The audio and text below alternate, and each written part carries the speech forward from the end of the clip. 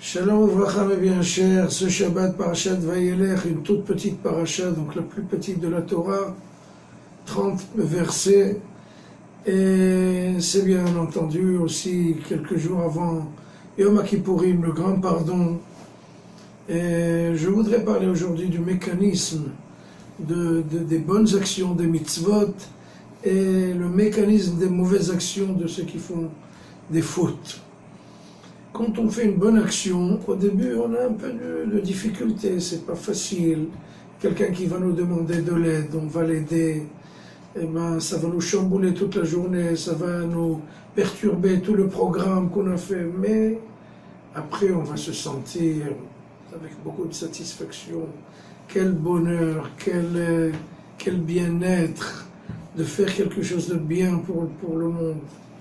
En revanche, quand on fait une faute, eh ben, on a l'impression de jouir quelques minutes, on a un plaisir qui est vraiment, qui va passer en quelques minutes, mais après, les affres de la conscience, après on va avoir les insomnies, après on va se sentir très mal.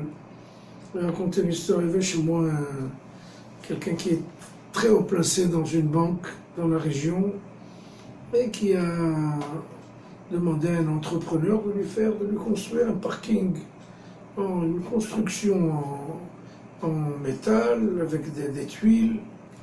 Bon, l'entrepreneur a terminé le boulot, il a dit combien je vous dois. Il a dit non, c'est bon, c'est pour vous, c'est gratuit, c'est un cadeau de ma part.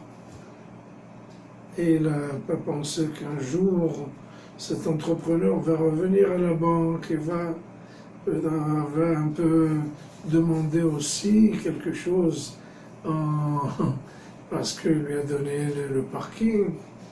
Et le type, il ne dormait pas de la nuit, il n'arrivait pas.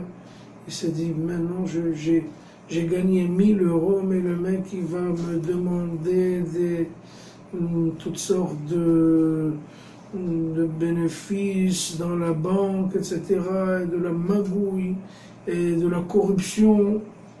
Il n'a pas dormi des nuits entières. Il est venu me voir, il m'a dit, écoutez, voilà, j'ai fait une bêtise, je n'ai pas payé sur le parking. Bon, il a gagné peut-être 1 000 euros, mais il va bientôt perdre.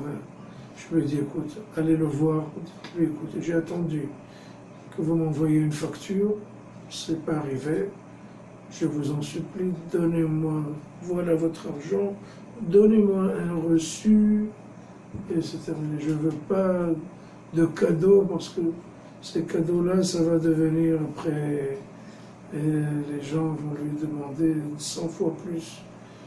Et il a fait ça, il a pris le reçu, il était tranquille. Il a payé 1 000 euros, mais ça valait vraiment la peine.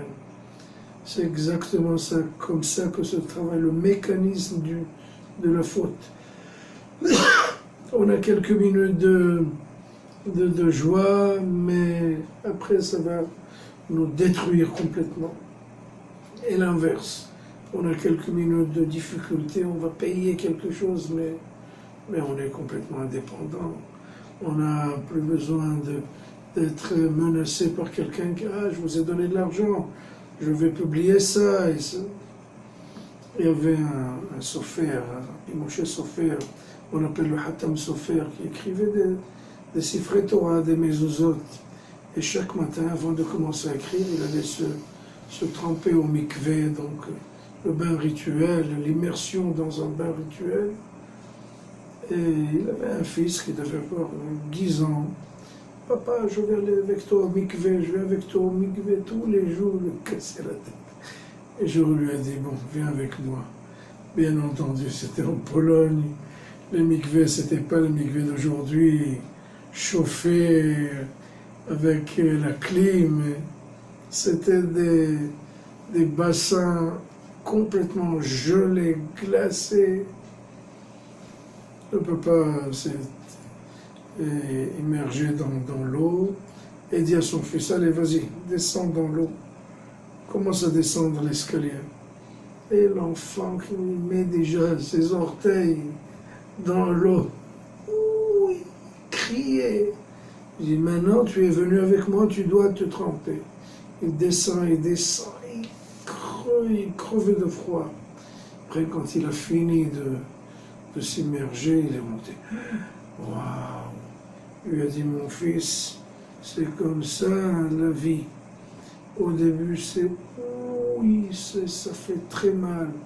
Après, c'est ça le mécanisme des bonnes actions. Au début, ça fait oui, ça fait mal, ça fait aïe.